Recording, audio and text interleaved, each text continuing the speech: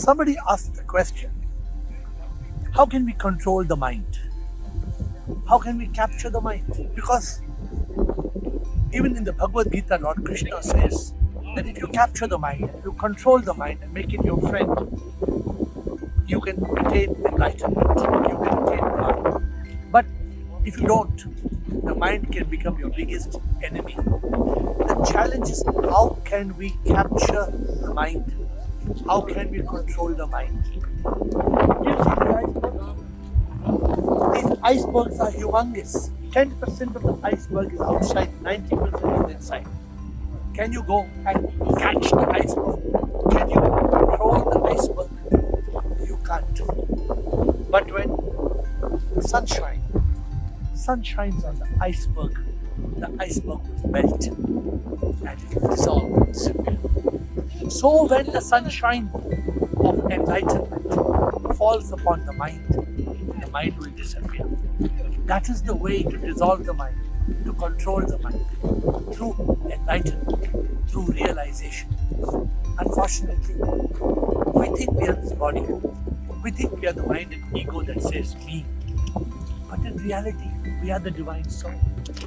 This iceberg appears as the iceberg.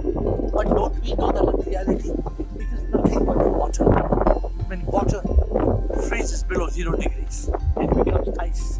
It goes and becomes huge glaciers.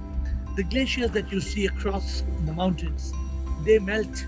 And as they melt, they fall and become these icebergs in the stream that flows down. But then in the end, it's all water. So it is with life. You and me may appear different, but in reality, we are all in essence energy, divine energy.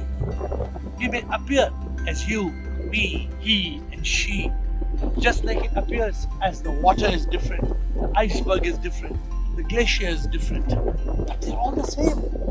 In essence, they are all water.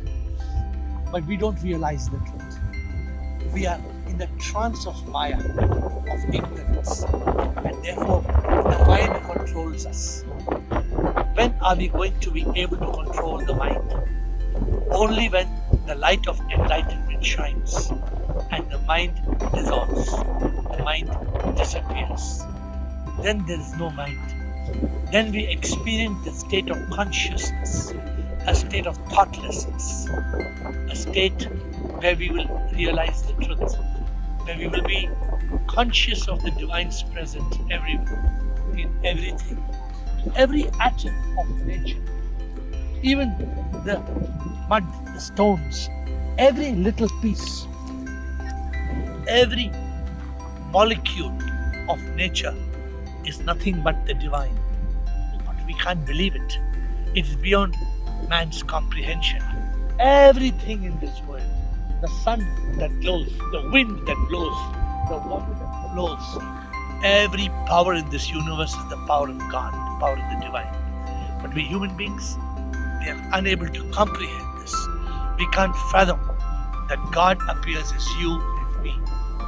And the problem is in the mind. Back to that point, how do we control the mind?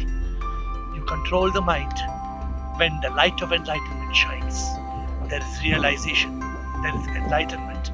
The mind disappears, the soul appears. The reality of you and me is the divine soul. We need enlightenment.